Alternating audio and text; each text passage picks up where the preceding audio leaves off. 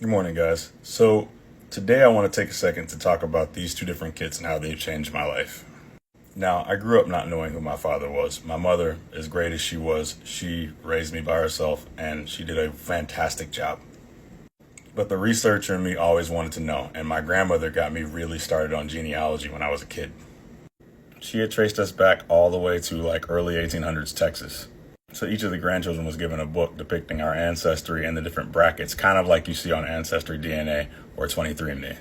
But despite all that research, we couldn't find anything about my dad. So finally, a couple of years ago, I decided to throw my last Hail Mary and submitted my DNA to AncestryDNA. What I didn't know was just how deep that rabbit hole was going to go. Now, when we first got the results, I knew it was going to be interesting because they rank people by the amount of shared DNA from like most to least. And the first four people on my list, I had no idea who they were. And then the fifth person was my first cousin. So I called in my mom to ask, hey, do you know any of these people? And the first person she's on the list, she said, looked just like my dad. Turns out he's my older brother. The next person on my list turned out to be my eldest sister that I know of. Unfortunately, she had already passed. And the next two people turned out to be my niece and nephew. The niece was through the brother, who I just saw, and the nephew was through another brother, who I couldn't find.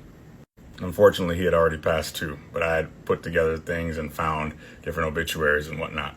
So after doing some talking with my brother, I was like, hey, maybe I should do 23andMe as well because that's a different database. Maybe I'll find someone else.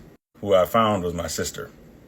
What I also found out, which confirmed the first DNA test that I did with Ancestry, was that I am actually 25% European, or 25% white. I like to call it a Caucasian, if you will. And I was able to trace that back through my dad to my grandfather, who was 100%. But what this did was that it finally shed some light on my dad, who was born in the South in the 30s and apparently was biracial. I also found out that he really wasn't claimed by his family. So it gave me an understanding as to why things turned out the way they did over time, as well as giving my mother and I some closure on the situation. Now, I sat there and I wondered, I was like, hey, I'm not going to be able to really find some black records past a certain point that aren't my grandmother's that she has.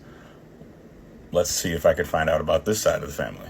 So I went digging through my white relatives' things, and I happened to find a common last name, which was Chadwick. And I was able to trace that back to about 1200s England.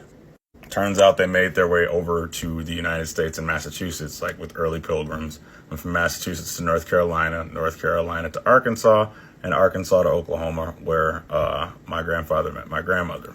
Now, circumstances aside and how that went down, eventually the result of that was my father. Now, I want people to keep in mind, this isn't an advertisement or anything like that. I'm actually trying to encourage people to go looking and to find out things. Because the thing is, at the end of the day, sometimes people just don't want to know about certain things. Me, I like knowing, and then, if I have to put it to the side, I put it to the side. But if I don't know, then it's this fire that sits in the back of my head. Now, my brother and my sister and I still talk, at least the ones that are living, and my sister has met both of us. I've met my sister, but I've never met my brother in person, and I plan to eventually do that. But this whole thing shed some light on the whole race thing for me, because finding out that, some people would consider me to be biracial. Finding out about that helped me accept other people. Here's a picture of my sister and I meeting for the first time right here. They like to call us twins because I guess we really look alike. All I'm saying with this is that don't be afraid to go search out if you really want to know. As you can see, no reason to lie here. Or here. I guess the moral of the story is don't be afraid to learn about yourself or your past.